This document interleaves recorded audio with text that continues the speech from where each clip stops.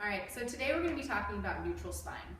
Neutral spine is a term that's being thrown around a lot in gyms, Pilates classes, etc., and it's something that's really important and really foundational for us to be using during movement patterns.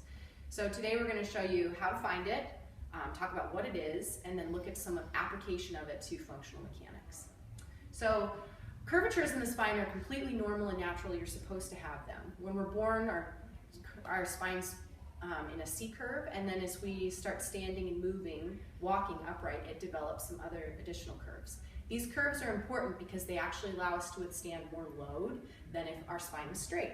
So you want to make sure that you have the curvatures and they're the right amount of curvature while you apply load to them.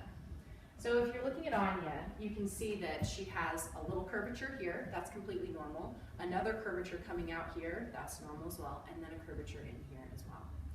If she has excessive curvatures in any of these, then she can end up with problems as well. So we want to make sure that she has the right amount of curvature. And the best way to do that is to start from the bottom and then build the spine up. So if we start with her pelvis, if Anya takes the heels of her hands and she places them on the front of her pelvis, and you can do this too, and then her fingertips drift down onto her pubic bone. This line here between these two bones should be about in the same plane. It varies within a few degrees depending on sex. Men and women have a little bit different within a couple of degrees, but it should be close. And so I don't want you to get too caught up in that. Just think about if you can get the front of the pelvis and the pubic bone in about the same plane. This puts your pelvis in a neutral position. If she overly tucks her tail underneath her, an imaginary tail, then her pubic bone comes forward and it's no longer a neutral position. If she takes that imaginary tail and pokes it back, no longer a neutral position either, and then it makes too much of a curvature in her back.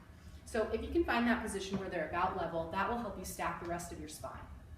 Your rib cage should sit about on top of your pelvis, and then your head should be about in between your shoulders. Another good cue for finding neutral spine from looking at the whole level of the spine is if you took a plumb line and dropped it from the ear to the tip of the shoulder to the outside of the hip socket here, down to the outside of the ankle bone, it should be in about a straight line too. So that'll help you find a neutral spine position, building it from the bottom up and then checking yourself with those landmarks on your body.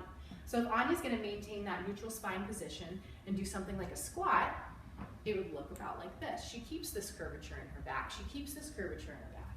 If she loses it, so go ahead and go into a squat, rounding her back here, or if she excessively sticks her tail out and extends, that is going to make her spine unable to withstand the loads that she's applying, whether it's in a squat or even if she's coming up from sitting down in a chair, and that could make her at risk for injury. And so when you're moving, you want to make sure that you're maintaining